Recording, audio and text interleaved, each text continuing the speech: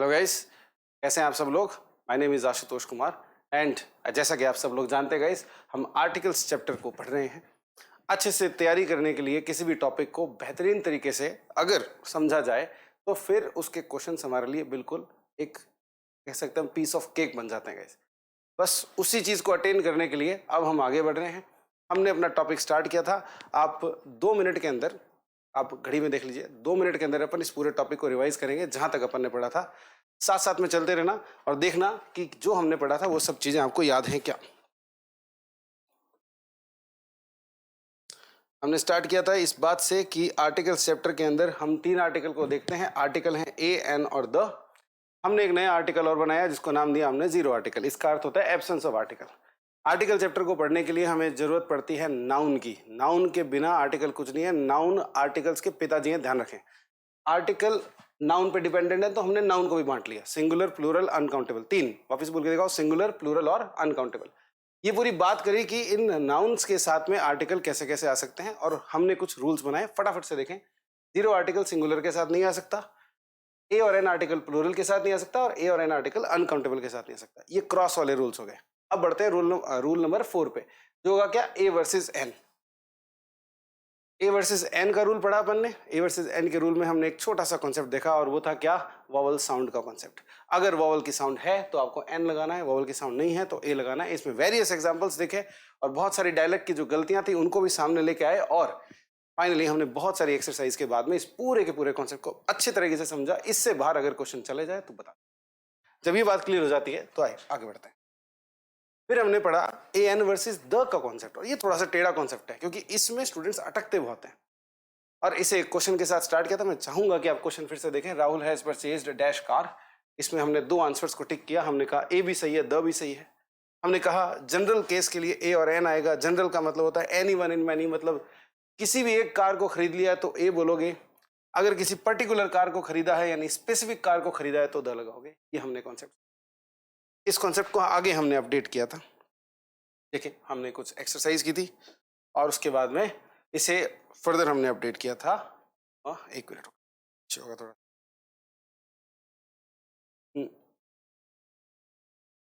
चलो कोई बात नहीं, इसको अपन लिख सकते हैं यहाँ पे। हमने इस तरीके से अपडेट किया था कि प्लूरल और अनकाउंटेबल के लिए जनरल केस 0 दिखाता है और स्पेसिफिक केस के लिए हमारे पास में एक ही आर्टिकल है और वो है द। कल जब मैं इस क्वेश्चन को करवा रहा था मेरे दिमाग में एक बात आई थी कि जो क्वेश्चंस होते हैं जिनमें द आंसर होता है उनमें दिस और दैट भी आंसर हो सकता है। ये बात जनरली अगर आप देखेंगे किसी भी सेंटेंस में लगा के तो आपको ये बात क्लियरली समझ में आएगी। तो गाइस बिल्कुल ना भूलें, ये आर्टिकल के बारे में ना 2 बातें और आप याद रखें, कभी कंफ्यूज ना है। आप वन वाली जगहों पर ए इसलिए लगा पाते हैं और आप दिस और दैट वाली जगहों पर द इसलिए लगा पाते हैं क्योंकि ये दोनों इनकी वीकर फॉर्म्स होते हैं। ठीक है, वीकर फॉर्म्स। अब वीकर फॉर्म्स को पूरा समझने की जरूरत नहीं है, बस आप इतना समझे कि इन वाली जगहों पे जहां वन है वहां ए आ सकता है, जहां दिस और दैट है वहां द आ सकता है। दोनों का मीनिंग ऑलमोस्ट सिमिलर होता है। छोटा सा एक मतलब डिफरेंस होता है, वो अपन को उसमें बहुत ज्यादा घुसने की जरूरत नहीं है। आज का जो पार्ट अपन पढ़ने वाले हैं वो है यूज ऑफ ए और एन आर्टिकल।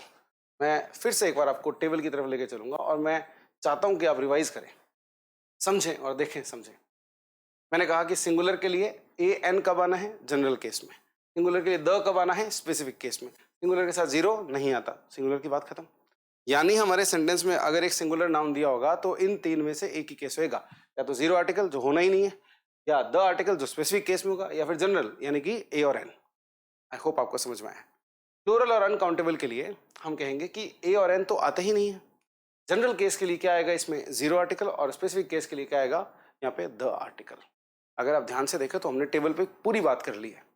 ये तो हुए वो नाउन्स जो कॉमन होते हैं और जनरली यूज किए जाते हैं, बट कुछ ऐसे नाउन होते हैं जो अपने आप में कॉन्सेप्ट्स हैं। यानी कि अब तक आपने पढ़ा कि कब ए एन आर्टिकल इन सब के साथ आएगा, द इसके साथ आएगा, जीरो इनके साथ में। अब आप पढ़ोगे कि कब ए और एन आर्टिकल का यूज होगा, नो मैटर व्हाट, कुछ भी हो ए और एन आर्टिकल का ही यूज होगा। उसके बाद अपन क्या पढ़ेंगे, यूज ऑफ द। कि कब बस द आर्टिकल का यूज हो अगर ये कैटेगरीज होंगी या फिर ये वाला अगर एग्जाम्पल होगा। तो आपने इस तरह के एग्जाम्पल्स पढ़े भी होंगे कि माउंटेन रेंजेस यानी पर्वत श्रृंखलाओं के नाम से पहले द लगाया जाता है, हिमालयाज से पहले द आता है, रिवर्स के नाम से पहले द लगाया जाता है, गैंगिस से पहले, गैंगिस कहो या चेंजिस कहो, उससे पहले द आता है। ये आपने पढ़ा होगा। आपने पढ़ा है तो आप इस बात को समझें कि ये सिर्फ द के रूल नहीं होते, ए और एन के भी ऐसे रूल्स हैं। और फर्दर हम आगे जीरो की भी बात करेंगे, यानी कि एब्सेंस ऑफ आर्टिकल, आर्टिकल ना होना यानी डिटरमिनर ना होना भी एक तरह का कॉन्सेप्ट है। और वो कब होता है वो हम आगे पढ़ेंगे। देखिए, जब इन सारी बातों को समझ लेते हैं तो स्टार्ट करते हैं पहले ए और एन के, ए और एन के जो यूजेस हैं उनके साथ में। ए और एन के पहले यूज में आप देखेंगे, यहाँ पे क्लियरली हेडिंग आप देख सकते हैं, लिखा है पर इक्वल्स टू ए और एन। आपने कई बार इंग्लिश में इस शब्द को देखा होगा, इस शब्द को हम कहते हैं पर, हिंदी में इसको प्रति बोलते हैं, कोई बड़ी चीज तो है नहीं, आप जानते ही हैं। आपने इसका यूज भी कई बार देखा होगा, 60 किलोमीटर पर आवर बोलते हैं अपन। तो इन जगहों पे जहां पे पर यूज होता है गाइस, बहुत सिंपल कॉन्सेप्ट है कि आप ए और एन का यूज कर सकते हो। इस बात को चेक करने के लिए कि आपकी ये बात समझ में आई या नहीं आई, ये क्वेश्चन हमारे सामने देखिएगा। The car was running at 60 kilometre dash R. अब नॉर्मल सी बात है कि अगर मैं यहाँ पे एक ब्लैंक दूं तो आप सभी लोगों के दिमाग में आएगा वर्ड पर, पढ़ते के साथ में। लेकिन आपके पास जो ऑप्शन है गाइस वो है ए एन द और जीरो। अगर आपको इन्हीं चार ऑप्शंस में से किसी एक को चुनना है तो आपका आंसर क्या होगा? अगर आप पर सोचें तो पर तो ऑप्शंस में नहीं है, फिर हम किसको चुनेंगे? हम उसे चुनेंगे जो पर की जगह पर आ सकता है, वो है ए और एन। अब आती है बात कि ए और एन में से भी कौन आएगा, क्योंकि ए और एन दोनों आ सकते हैं। तो गाइज हम देखेंगे इस शब्द को जो कि लिखा है आर। मैंने पहले भी ये बात आपको पढ़ाई थी, इसे आर पढ़ा जाता है लिटरली दिस, ये जो लेटर होता है। आप इसको आवर पढ़ लो, लेकिन भगवान के लिए इसको हावर तो नहीं पढ़ोगे। इतना सा, इतनी दया कर देना। हावर नहीं है ये, अगर ये हावर नहीं है, ये आर है, तो इसके लिए क्या आएगा गाइस? एन आएगा। वेरी वेल अंडरस्टूड, आ गई है बात समझ में। चलो और क्वेश्चन देखते हैं, प्रैक्टिस करते हैं। The bananas are sold, bananas जो है यानी केले जो हैं वो बेचे जाते हैं 30 रुपीज द डजन। गाइस जब भी आप प्राइस या रेट की बात करेंगे वहां पे आप पर वर्ड का यूज करेंगे, द का यूज नहीं करेंगे। यानी कि यहाँ पे गलती तो हमसे हो ही गई है, ये द गलत है। लेकिन इस द की जगह आएगा क्या? ऑफ कोर्स यहाँ पे पर आ सकता है, लेकिन हम यहाँ पे पर नहीं लिखेंगे आंसर, हम यहाँ पे अपना आंसर लिखेंगे ए। ठीक है, और एन क्यों नहीं होगा वो मेरे हिसाब से आपके लिए क्लियर है भाई। डजन ड साउंड है, यानी कि ए होगा यहाँ पे। इसी तरह का एक क्वेश्चन और देखेंगे। The apples are being sold, apples बेचे जा रहे हैं 12 rupees the piece, per piece जो है वो 12 रुपए का बेचा जा रहा है। अगर यहाँ देखेंगे तो द का यूज ऑफ कोर्स गलत है गाइस, द का जो यूज है वो यहाँ नहीं हो सकता। यहाँ आपको यूज करना पड़ेगा किसका? वंस अगेन पर का, लेकिन पर नहीं यूज करोगे, किसका यूज करोगे? ए का। यही तो सीख रहे हैं हम कि पर की जगह पे क्या आ सकता है? ए और एन आ सकता है। भाई आपको वो ऑप्शन में नहीं देगा पर, बट अगर वो ऑप्शन में द और ए देता है तो आप जीतोगे, आपको पता है वहां पे आपको क्या करना है। एक क्वेश्चन और देखो, मान लीजिए इस तरीके से लिखा है किसी सेंटेंस में, petrol price equals to 100 rupees dash litre. फिर से एक और स्ट्रक्चर जिसके अंदर पर शब्द को हम यूज करते हैं। यहाँ लेकिन पर नहीं आएगा, यहाँ पे क्या आएगा? ए आएगा। जो कॉन्सेप्ट है एक्चुअली में यहाँ पे वो ये है कि आप जो आर्टिकल्स होते हैं, अगर मैं उनको 3 हिस्सों में बांटूं, ए एन जिन्हें इनडेफिनेट आर्टिकल कहा जाता है, द जिन्हें डेफिनेट आर्टिकल कहा जाता है, और जीरो आर्टिकल जो आर्टिकल होता ही नहीं है, actually absence of any word होता है वहाँ पे। डिटरमिनर्स का कोई भी हिस्सा अगर नहीं आता तो उसको जीरो आर्टिकल कह दिया जाता है। 3 में से एक ही हिस्से को क्वालिफाई करने के लिए कह दिया गया है कि भाई आप पर की जगह पे आ सकते हैं। ये कॉन्सेप्ट है। अगर ये बात अच्छे से समझ में आई है, वीडियो को पीछे जाए और इन क्वेश्चंस को फिर से अटेम्प्ट करके देखें क्या आपके आंसर सही आए। बढ़ते हैं आगे। जब इस बात को अच्छे से समझ लेते हैं तो हमारे सामने आ जाता है दूसरा कॉन्सेप्ट। अब ये जो दूसरा कॉन्सेप्ट है ये क्या है? देखिए, ये लिखा है एक्सक्लेमेटरी सेंटेंसेस।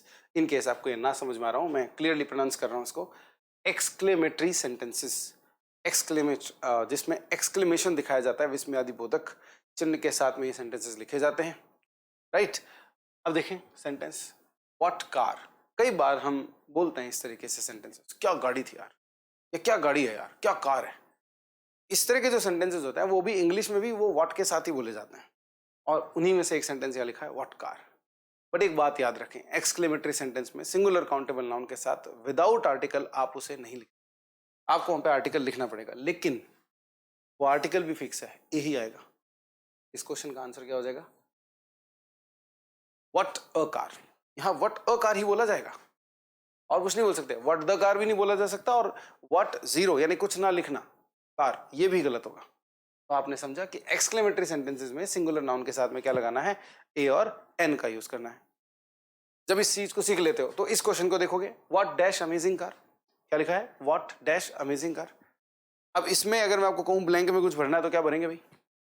अगर आपने चीज को अच्छे से समझा है तो आप जानते हैं एक्सक्लेमेटरी सेंटेंसेस में आपको किसका यूज करना होता है? सिंगुलर नाउन से पहले ए और, यानी इस क्वेश्चन का आंसर हो जाएगा ए या एन। देखो अमेजिंग लिखा है, अमेजिंग लिखा है तो एन होगा।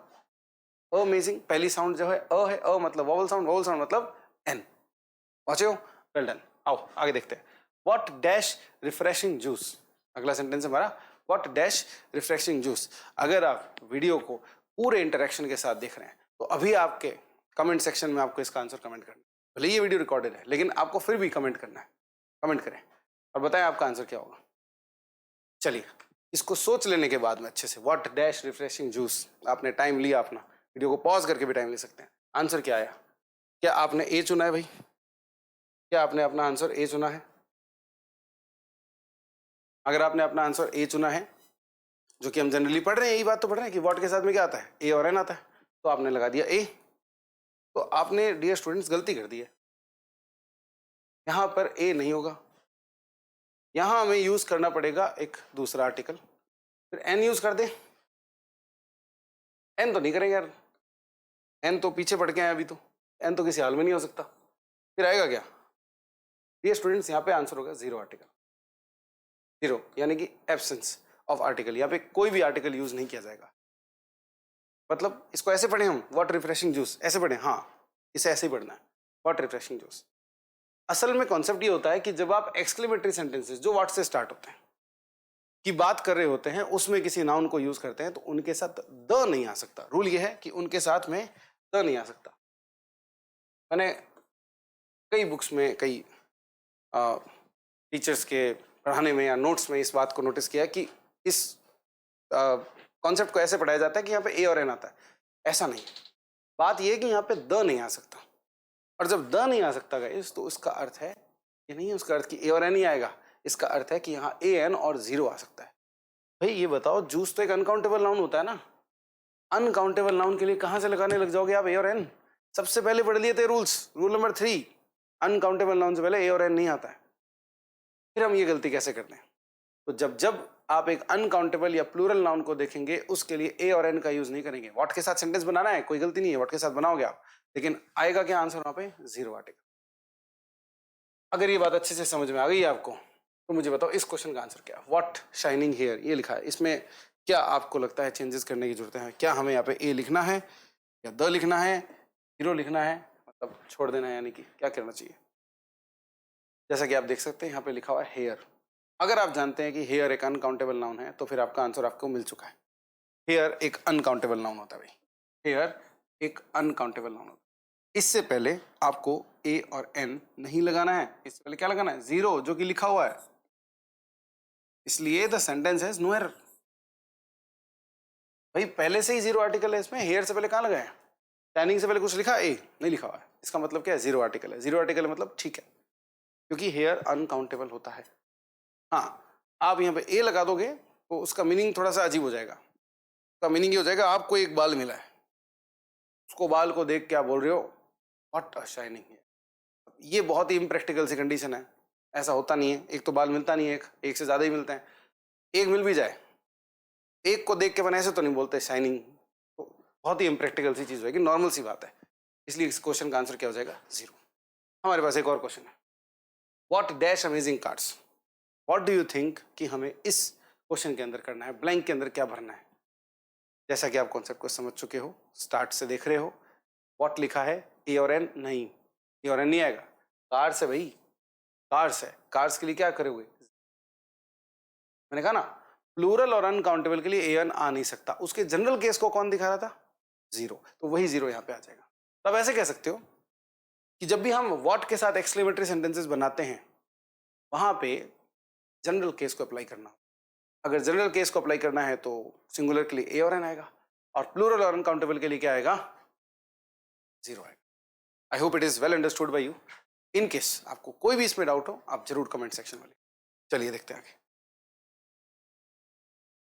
अगला कॉन्सेप्ट पढ़ने से पहले मैं चाहूँगा कि आप वीडियो को देख रहे हैं, ट्राई कर रहे हैं। अगर आपको ये सारी बातें बहुत अच्छे से समझ में आ रही है, आप वीडियो को जरूर लाइक करें। कमेंट सेक्शन में जो भी आपका कोई फीडबैक है वो भी लिख सकते हैं, कोई डाउट है वो भी लिख सकते हैं, और शेयर करें ताकि आप जैसे सभी दूसरे जो स्टूडेंट्स हैं उनको भी ये हेल्प सकें। ठीक है, चलिए तो आगे देखते हैं। हमारा जो नेक्स्ट हमारा जो पॉइंट है वो है सच, क्वाइट और रादर। इन 3 वर्ड्स के पे बेस्ड हमारा कॉन्सेप्ट है, सच, क्वाइट और रादर। इनके बारे में हमें क्या बात समझनी है, ये देखते हैं, क्वेश्चन से समझते हैं। एक क्वेश्चन हमारे सामने आया सच, क्वाइट और रादर का। लिखा है he is such the nice boy, he is such the nice boy, ये लिखा है। ठीक है, ये यहां पे गलत है गाइस। यहाँ पे सच द नहीं, सच अ नाइस बॉय करना पड़ेगा। रीजन इसका ये है कि इन वर्ड्स के साथ में हम डेफिनेट आर्टिकल द का यूज नहीं कर सकते हैं। हमें यहाँ पे यूज करना पड़ेगा किसका? ए या एन का। तो हमने यहाँ पे ए और एन का यूज कर लिया। नाइस लिखा था इसलिए ए ही आएगा। 2 और सेंटेंसेस देखिए, he has rather dash convincing answer. Convincing answer जो है वो काउंटेबल ही है, इसलिए उससे पहले ए लगा रखा है, तो सेंटेंस इज एब्सोल्युटली करेक्ट, कोई भी गलती नहीं है। फिर देखते हैं अगला, she is quite a good painter. फिर से देखोगे क्वाइट लिखा है, उसके बाद में हमने ए का यूज किया है, हमने द का यूज नहीं किया, इसलिए ये बिल्कुल सही है। ये क्वेश्चंस हैं भी नहीं वैसे भी, ये बस सेंटेंसेस की आपको प्रैक्टिस दी गई है ताकि आप अच्छे से समझ लें ये होता क्या है। तो आपको समझ में आया होगा कॉन्सेप्ट, अगर नहीं आया तो उसको जरूर लिखें मेरे बोलने से। सच, क्वाइट और रादर, या सच, रादर और क्वाइट के बाद सिंगुलर आने पर आपको सिर्फ ए और एन का यूज करना है, आप द का यूज नहीं कर सकते हैं। Very well understood. If it is तो फिर अपन आगे बढ़ते हैं। चलिए, तो जब आप इस बार इन सारी बातों को समझ गए हो, तो अब ए और एन आर्टिकल भूलना नहीं है। अपन क्या पढ़ रहे हैं? हम ए और एन आर्टिकल के यूजेस पढ़ रहे हैं। उसमें हम 4th पॉइंट देखने जा रहे हैं, और है कौन सा? Fixed phrases. फिक्स्ड फ्रेजेस है, देखो क्या बोलता है। देखो ये एक सेंटेंस लिखा है, पहले उसको देखते हैं, आप अपने हिसाब से देखो, आपके हिसाब से उसको जज करो, समझो, और आपके हिसाब से कोई अगर इसमें एरर है तो बताओ। सोच लो आराम से आप अपने हिसाब से। Aadesh explained the topic in a nutshell, कोई एक्सप्लेन किया उसने टॉपिक को in a nutshell. In a nutshell एक इडियम होती है जिसका अर्थ होता है शॉर्ट में, यानी कि बहुत ज़्यादा एक्सप्लेनेशन के साथ नहीं, बिल्कुल शॉर्ट में अगर कोई बात बता दी जाए तो उसे बोलते हैं इन अ नटशेल, या ब्रीफली आप इसके लिए एक सिनोनिम यूज कर सकते हैं। आगे लिखा है as he was in a हरी। आगे क्या लिखा है? As he was in a हरी, क्योंकि वो जल्दी में था, हम ये बोलना चाहते हैं। तो इस सेंटेंस के अगर आप अंदर आप ध्यान से देखेंगे तो यहाँ हमने लिखा है Aadesh explain the topic in a nutshell as he was in a hurry. तो यहाँ ना मैं चाहूँगा कि आप फोकस करें इन 2 चीज़ों पे। एक तो लिखा है ये इन अ नटशेल, और एक लिखा है ये इन अ हरी। ये दोनों ना गाइस फिक्स्ड फ्रेजेस हैं। ये दोनों क्या हैं? फिक्स्ड फ्रेजेस हैं। क्या होता है सर फिक्स्ड फ्रेजेस? कुछ फ्रेजेस ऐसी फिक्स होती हैं जिनमें जो आर्टिकल यूज हुए हैं वही के वही आर्टिकल इनके अंदर आते हैं। आप आर्टिकल को चेंज नहीं कर सकते। जैसे कि यहाँ पे आप देख रहे हैं इन अ हरी लिखा हुआ है तो ये ए ही रहेगा, यहाँ द नहीं आ सकता। यहाँ आप देख रहे हैं इन अ नटशेल लिखा हुआ है तो ये ए ही रहेगा, यहाँ द नहीं आ सकता। दूसरी बात ये भी कि अगर यहाँ पे आप द की जगह या सॉरी ए की जगह अगर आप 0 आर्टिकल लिख देते हो तो वो भी गलत माना जाएगा। तो ये फिक्स्ड फ्रेजेस हैं जैसे रहेंगे। फिक्स्ड फ्रेजेस आपको 2 हिस्सों में मिलेंगी, उनमें से एक जो है वो ये है जो ए और एन आर्टिकल वाली है। इस तरह की सारी फिक्स्ड फ्रेजेस अगर हमें मिल जाएं तो हमारे लिए गाइस जो चीज़ें हैं वो इजी हो जाएंगी, हम क्वेश्चंस जो हैं उनको अच्छे से अटेम्प्ट कर सकते हैं। चलिए देखते हैं क्या हमारे पास में। ये यहाँ पे मैंने सारी ऐसी फिक्स्ड फ्रेजेस लिखी हुई हैं जिनके साथ में ए या एन आर्टिकल आता है। आपको कुछ नहीं करना है, वीडियो को पॉज करके आराम से इन्हें नोट कर लेना है। जब आप इन्हें नोट कर लेते हैं, अच्छे से याद कर लेते हैं कि ठीक है ये सारी की सारी जो फिक्स्ड फ्रेजेस हैं हमें ये याद हो गई हैं, ये बात आप साथ साथ में याद करते हैं कि इनमें से ए और एन आर्टिकल को हटा देने पे एरर हो जाती है या द लगाने पर एरर हो जाती है। जब आप इस बात को याद करते हैं तो आप समझेंगे कि आप अब आने वाले जो सारे क्वेश्चन हैं उनको बहुत अच्छे से अटेम्प्ट।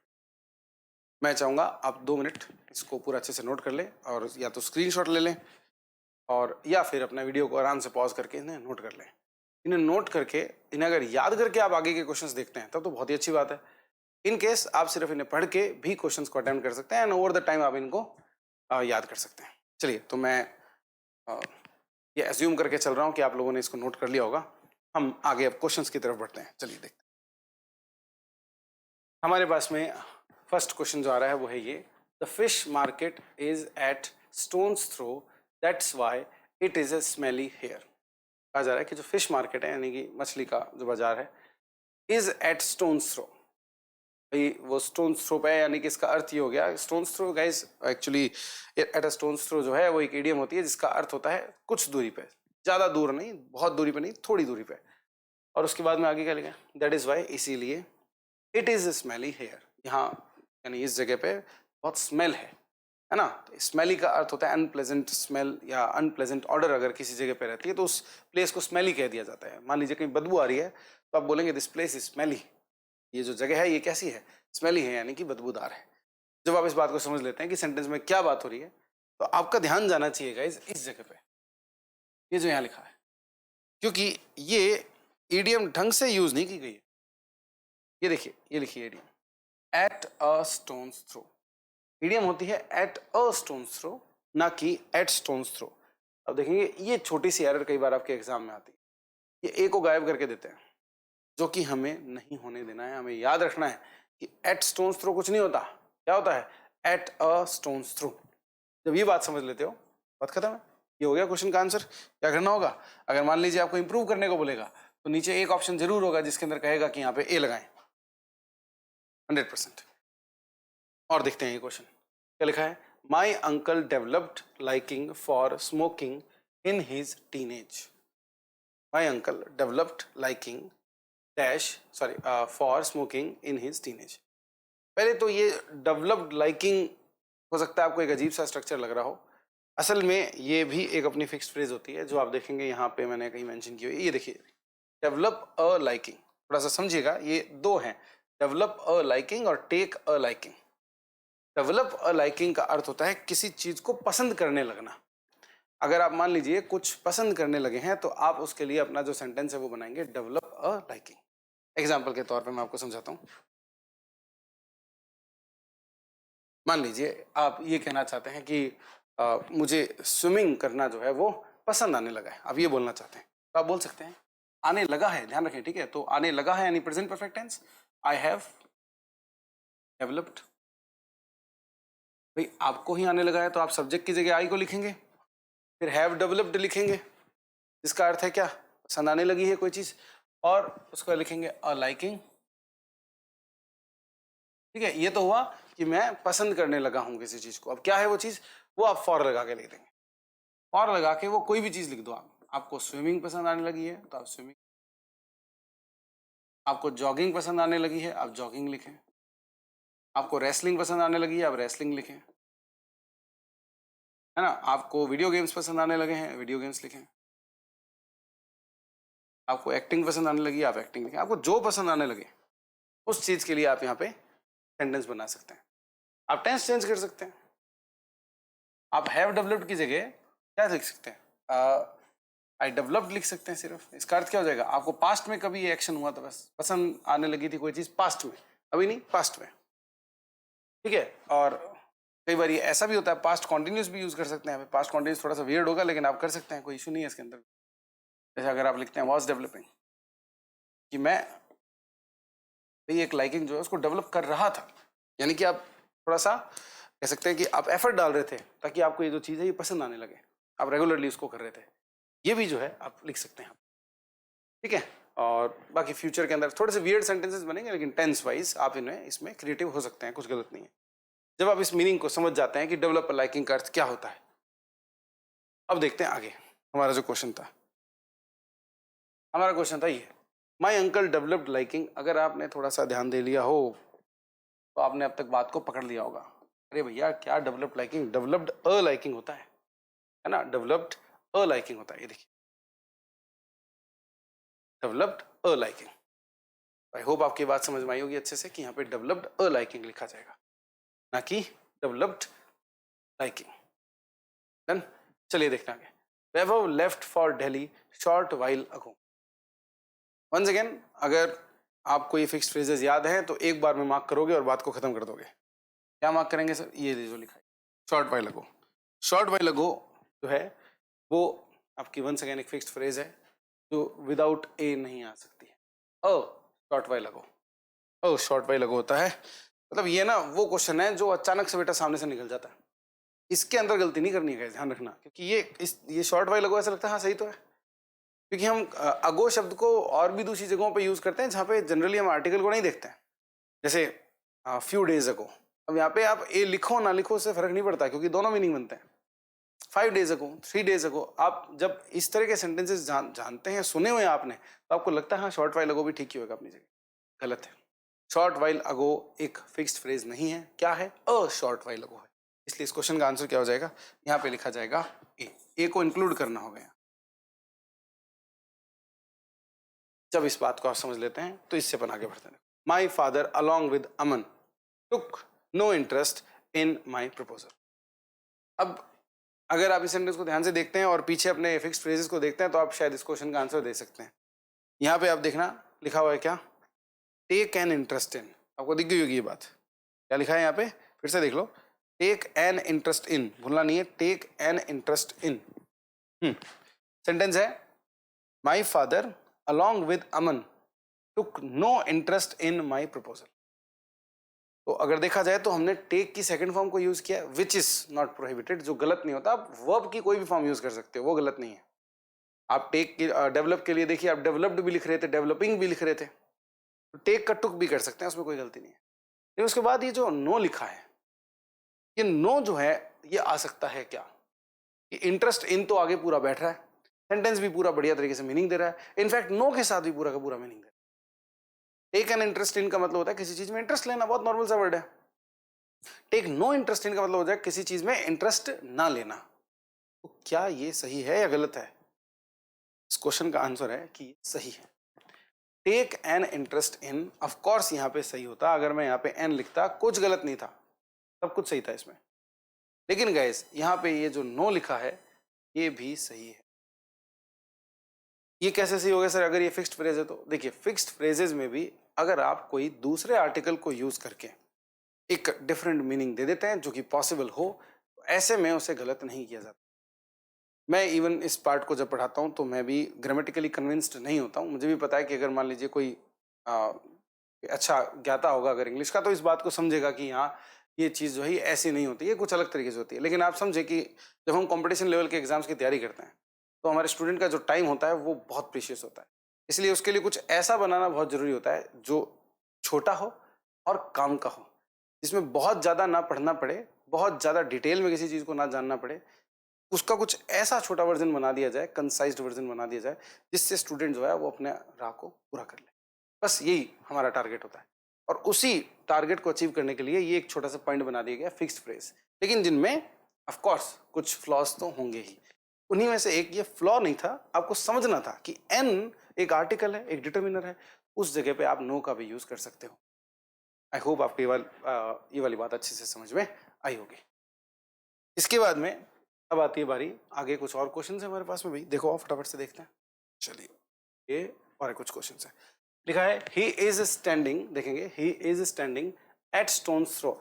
ऐसा तो अभी अपन पीछे करके आए हैं, क्या होता है यहाँ पे? एट अ स्टोन्स थ्रो होता है भाई, बिल्कुल एट अ स्टोन्स थ्रो।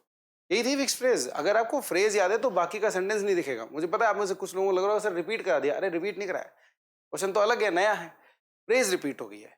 तो अगर आपको फ्रेज याद हो गई है एट अ स्टोन्स थ्रो, तो फिर तो बहुत अच्छी बात है। आप 100% इसको अपने एग्जाम पेपर के अंदर बढ़िया तरीके से सॉल्व करके आएंगे। अ कपल ऑफ लिखा है, ये भी एक्चुअली में एक फिक्स फ्रेज होती है, तो इसको ऐड करने के लिए मैंने अलग से लिखा है। अब एक बात याद रखें, अ कपल ऑफ के बाद में हमेशा आता है क्या? प्लूरल। ये बात आप याद रखें। A couple of jeans, a couple of shirts, a couple of shoes, a couple of people. इस बात को थोड़ा सा ध्यान रखें। और इसमें ये जो ए होता है ये भी फिक्स्ड होता है, सी वाली बात है। He developed liking for going to gym early morning. अगर आप ध्यान से देखेंगे तो आपको पता है अपने कौन सी फिक्स्ड फ्रेज की बात कर रहे हैं। हमने तो इसको डिस्कस किया अच्छे से, और वो है क्या? डेवलप्ड लाइकिंग नहीं होता है, क्या होता है? सॉरी, डेवलप्ड अ लाइकिंग होता है। Developed a liking. और उसके बाद में एक और ऐसा, I take a fancy to go out with my friends. कुछ ऐसा देखा था क्या हमने? कुछ ऐसा हमने देखा था क्या पीछे? टेक अ फैंसी टू, कुछ देखा था ऐसा? आओ देखे पीछे देखते हैं। जब आप इसको अच्छे से देखते हैं तो आपको ये जरूर दिखेगा, टेक अ फैंसी टू। और ये अगर आपको दिख गया, आइए अब बताइए क्वेश्चन का आंसर क्या है? I take a fancy to go out with my friends. क्या ये सेंटेंस सही है?